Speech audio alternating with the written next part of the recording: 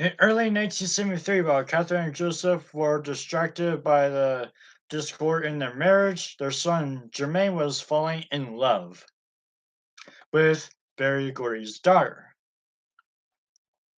He had been dating Hazel Gordy for several months and at just 18 seemed about to follow Rebbe's and Tito's lead by just matrimony to extricate himself from the Jackson homestead.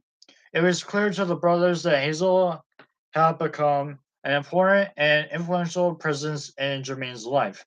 For example, at rehearsal in March, the group had been attempting to solve a problem in choreography with Susan de Paz. After the decision that had been made about how to best handle the situation, the brothers were in agreement. However, Hazel, who had begun attending all practice sessions, pulled Jermaine aside and whispered something in his ear. Jermaine listened, nodded absently, and walked back to his brothers. I think we gotta change this step, he announced stiffly. But why? Michael protested according to a witness's memory. It's perfect as it is. Because Hazel has a better idea. Look, Mike, you stand there, he said, positioning his brother, and Tio here, Marlon there, and Jackie over there. Jermaine then demonstrated Hazel's great idea, which, upon execution, made Jermaine more prominent in the presentation. When Suzanne realized what had happened, she shot Hazel a look. Hazel smiled instantly. Since Hazel was Barry's daughter, Suzanne had no choice but to agree with her suggestion. Looks fine, guys, she said. Let's keep it. Well, I hate it, Michael announced, looking at Jermaine. Come on, Jermaine, he said. I thought we agreed. Jermaine looked away. The other brothers tried to ignore what happened. It ain't that important, Tio decided. Well, I think it is important, Michael concluded.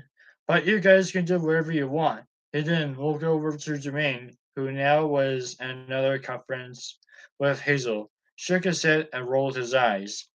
Jermaine had been attracted to Hazel when they first met in 1969, but not in the same way in which she fancied him. After a short time, Hazel told Jermaine she was in love with him. He made it clear he was not sure he could return her affection. He was a teenage idol, a star, and could have picked a decision of willing young women. This kind of artillery was hitting stuff for a young man like Jermaine. And the idea of settling down with one woman seemed confining, no matter who she might be.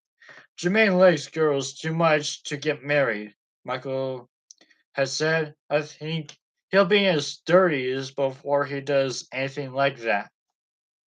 However, Yizel was a young, idealistic girl who wanted more than anything to marry and have a family.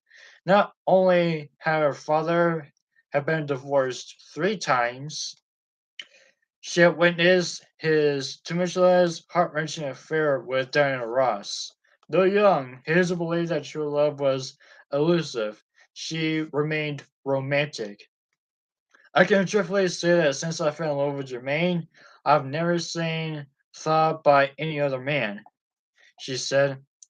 Dolores Robertson, who was a friend of Hazel's at the time, recalled Barry Gordy had been lavishing Hazel, his only daughter, with gifts for as long as she could remember.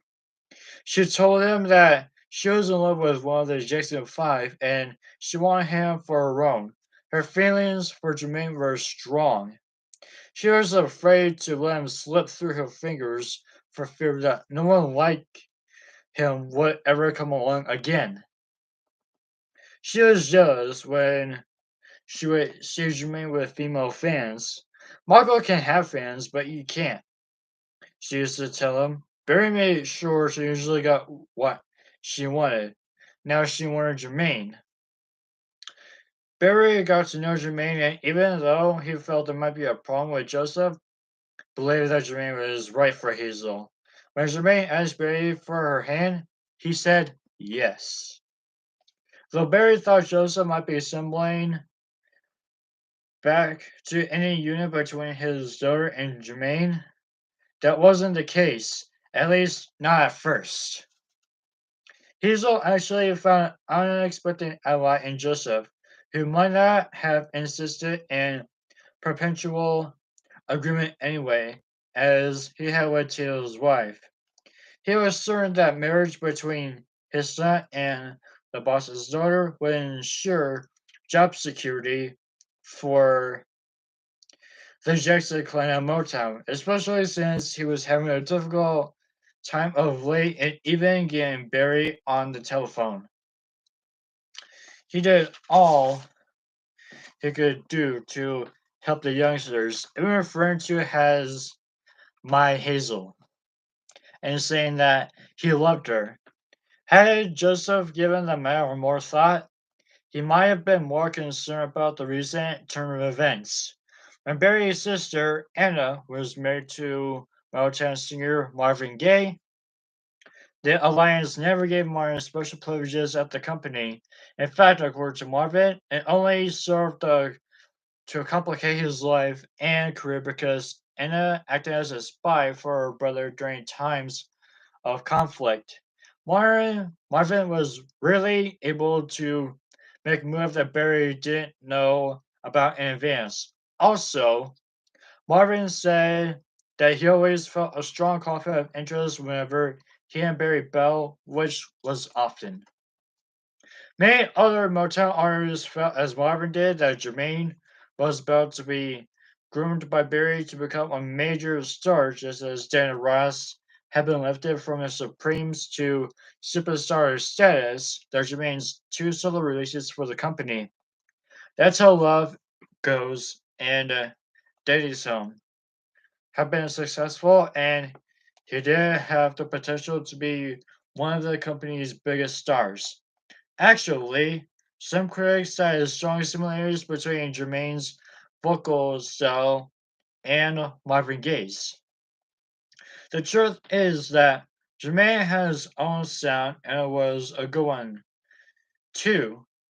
Full body and always an interesting contrast to Michael's high pitch in the many songs the two shared at Motown. Actually, the reason Jermaine started singing leads at the company was that the group's producer, Dick Richards, was hospitalized with a slipped disc.